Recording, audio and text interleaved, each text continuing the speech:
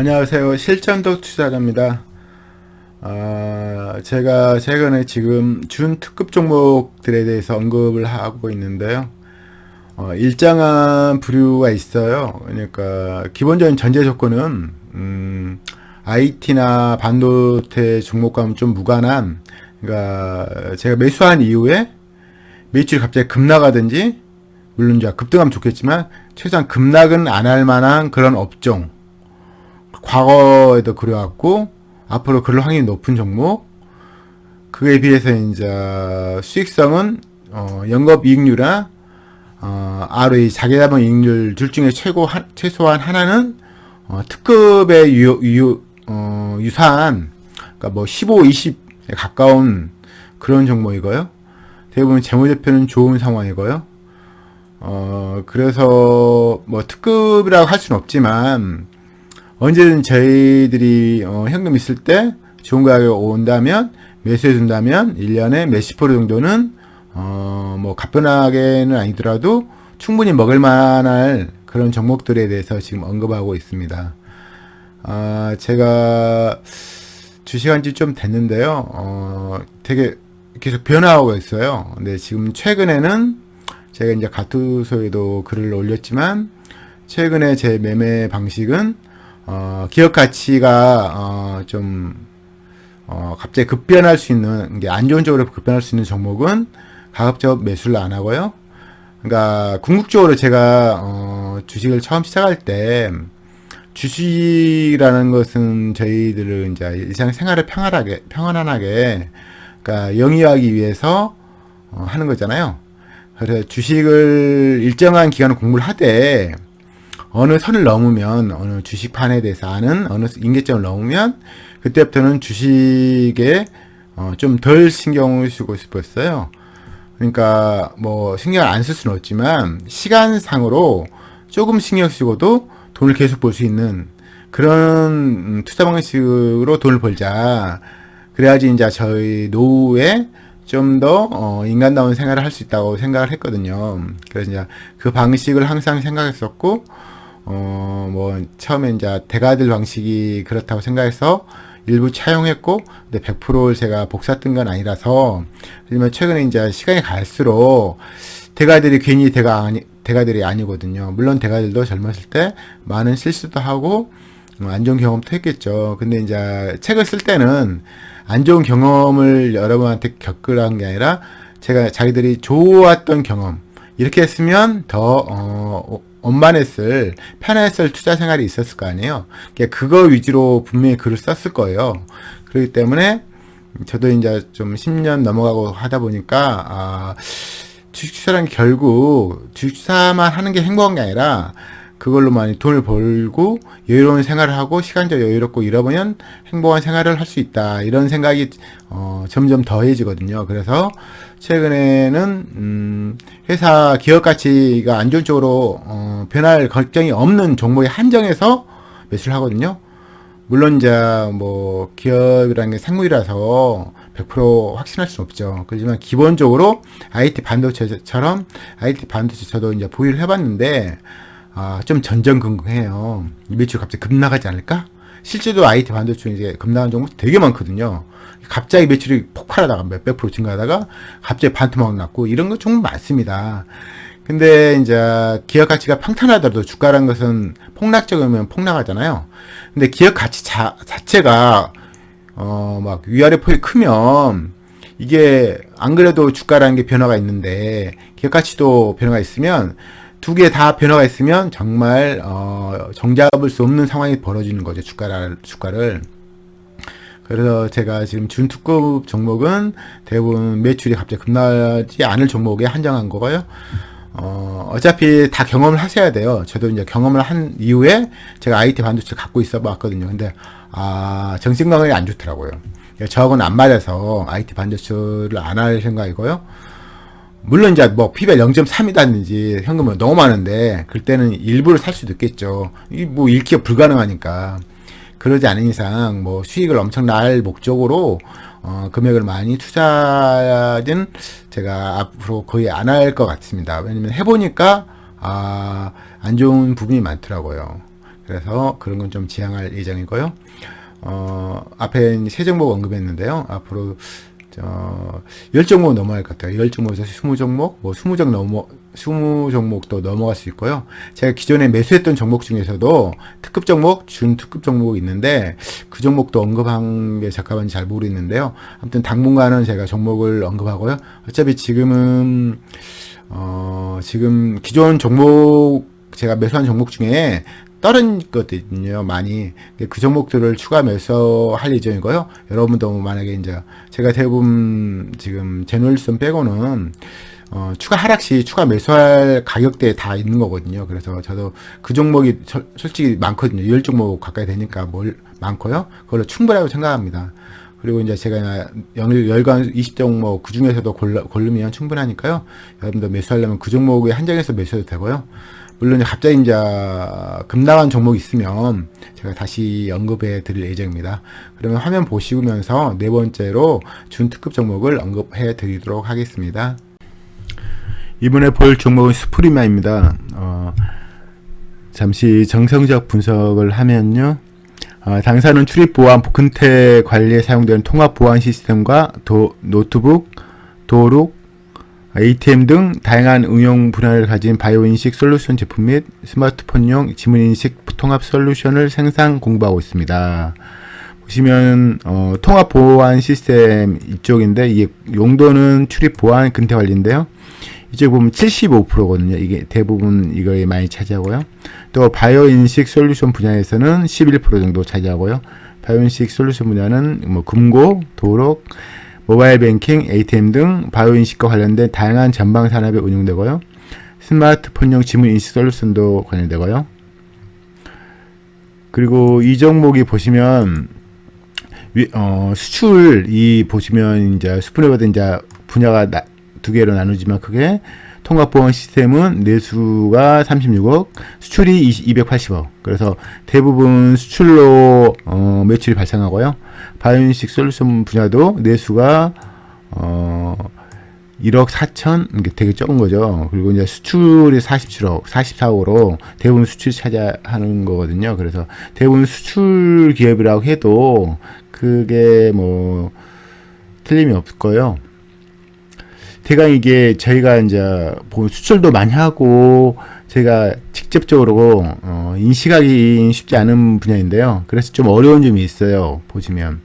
그래서 이제 근데 이게 꼭 갑을 관계를 따지면 이게 갑에 가깝다고 생각이 들긴 하거든요. 그리고 이제 수출하는 기업이고 대신 저희가 이제 소비자가 될 수 있는 업종이 아니다 보니까 투자할 때 좀 쉽지 않은데 이 종목 같은 경우는 제가 좀 오래 지켜봤는데 보시면 최근 5년치 주가를 보면 크게 뭐 우상승은 아니고 보시면 오락내락 하다가 좀 2020년에 좀 올랐다가 다시 내리막이고 이게 이유가 보시면 2020년대 매출이 19% 하락했어요. 그러니까 이게 2018년도 19년도에 좋으니까 주가가 이제 올라갔다가 다시 이제 매출 하락하면 제가 이제 항상 말씀드리지만 제가 정보를 많이 보면서 이제 주가가 뭐가 관련되냐고 이제 좀 알아보는 작업을 많이 하다 보면 그 중에 이제 가장 큰 게 매출 하락이거든요. 그래서 이쪽에 보시면 매출 하락이 수반되니까 주가가 올라가다가 다시 내려막을 걷고 최근에 이제 폭락자니까 더 주가가 떨어지고 이 상황이거든요. 최근에 이제 너무 주가가 떨어지다 보니까 올라온 경향이 있고 또 이제 2분기 실적이 보시면 2분기 실적 잠깐 볼까요? 2분기 실적을 보시면 40% 증가했어요, 매출이. 그래서 이번에 실적이 좀 잘 나왔고요. 영업이익은 139% 증가했고요. 순이익은 144% 증가했거든요. 그래서 꽤 2분기 실적은 잘 나온 편이고요. 최근 이제 5분기 실적을 보신다면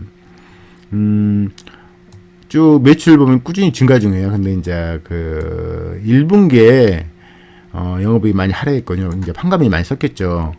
그 이제 제가 항상 말씀드리지만 매출은 오너가 마음대로 할 수 있는 거 아니에요. 근데 이제 영업이익은 판가미를 많이 이렇게 쓰다 보면 영업이익 하락하거든요. 그래서 이 영업이익 하락을 저는 이제 나쁘게 생각은 안 합니다. 물론 이제 영업이익 하락하면 주가는 떨어지니까 기업 자체는 큰 하자가 없더라 하더라도 주가에 영향을 미쳤겠죠. 그래서 이번에 보시면 올해 뭐 보시면 되게 안 좋았어요. 최근에 이제 실적이 발표하다 보니까 실적이 잘 나오니까 최근에 이제 반등치고 좀 올라가는 느낌이 있습니다. 또 보면 외인이 큰 비중이 없어요. 예전에 2년 전에 말 때 해봤자 12%였고요. 지금 한 6% 정도 갖고 있고요. 그래서 최근 이제 실적 보시면 이제 2021년도부터 2020년도 이제 매출이 하락해서 주가가 이제 올라가는 게 좀 힘들었고, 2021년 올해 1, 2분기 매출이 꾸준히 증가 중이에요. 보시면. 그래서 되게 좀 좋게 볼 수 있고요. 이게 지금 시총이 큰 시총이 아니에요. 1000억대 시총이잖아요. 1800억. 가장 크게 이제 시총이 형성했을 때가 2020년도 3300억. 그리고 총 몇 년 동안 쭉 보시면 최저 시총이 1100억 정도 되거든요. 1100억 정도 되고, 이제 2020년 좀 오버해서 올라간 경우가 있고, 한 1000억대 시총, 1000억대, 2000억대? 항상 그 시총이 머무르고 있거든요. 그러니까 이게 주가가 옆으로 횡보하는 게 솔직히 이제 투자 대입장은 괜찮죠. 왜냐면 실적이 계속 좋아지는 상황인데 주가 횡보하니까 기업가치 증가한다고 치면 주가가 횡보하니까 갭이 더 커지잖아요. 그래서 좋은 상황이라고 저는 개인적으로 생각이 들고요. 이게 보시면 부채비를 보시면 거의 지금 6%예요.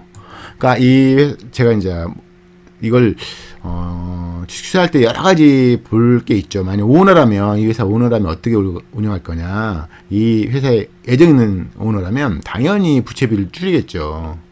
당연히 차입금 좀 없애고요. 그 작업을 당연히 할 거예요.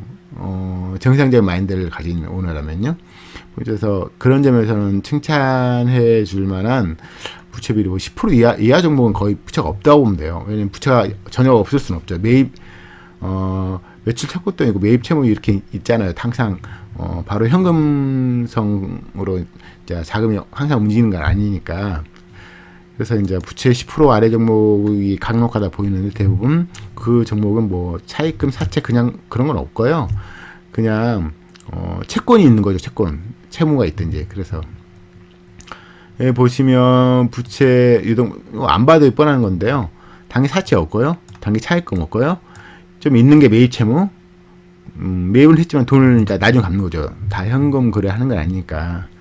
그거 보시면 항상 제가 강조하지만 비동부채가 거의 없죠. 이게. 지금 2억이니까 거의 없다고 보면 돼요. 그래서 좋은 재무상태표를 갖고 있는 종목은 항상 비동부채가 정말 비중이 적고요. 전체 부채도 적고요.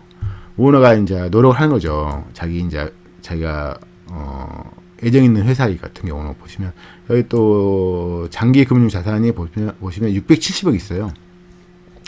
약간 제가 잠깐 차익금을 봤지만 여기 보시면 마이너스 차익금이 순차익금 비율이라는 게 이제 장기 그 현금이나 그런 걸 가지고 말하는 건 아니고 단기성 갖고 있는 현금, 나갈 현금 이걸 차익을 말하는 거거든요.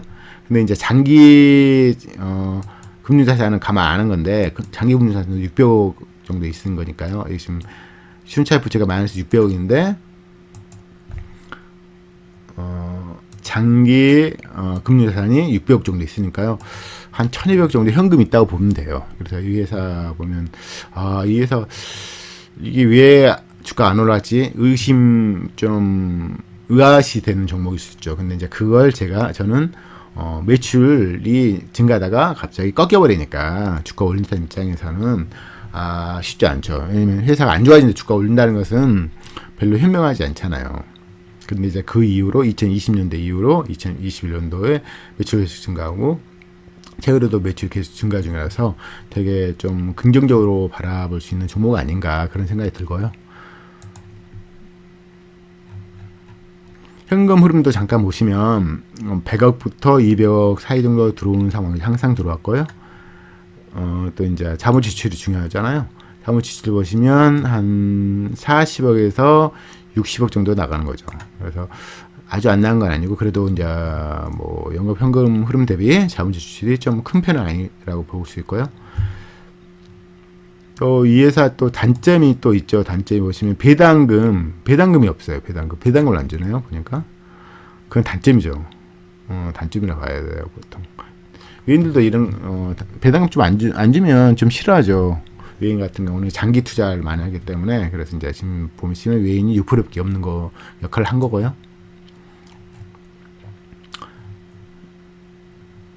그래서 이 회사가 앞으로 이제 저희가 지금 준특급 종목 보는 이유는 당장은 뭐 모르겠지만 장기적으로 이제 기업 가치가 계속 증가하고 그러면 매력적인 종목이 될 수 있다 이런 전제 하에 말씀드린 거고요. 이제부터 보시면 영업이익률을 보시면 거의 20%에 육박하는 종목이에요. ROE도 최소한 15에서 20 정도 나오는 종목이고요. 최근에 지금 ROE 떨어진 이유가 1분기 영업이익이 지금 많이 하락해서 그런 건데요. 이건 일회성 같긴 하거든요, 보니까.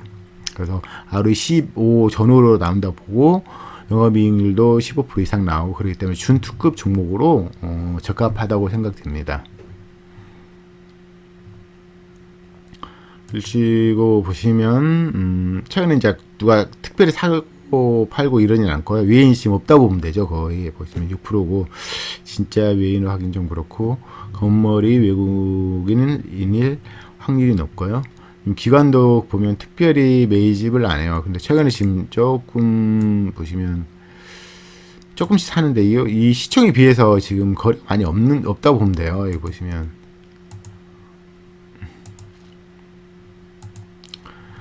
최근에 이제 굳이 따지면 외인 저희 금액이 적더라도 외인기관 양매수라고 할 수 있죠. 최근에 매수한 건데 뭐 나쁘게는 보지 뭐 볼 필요는 없고요.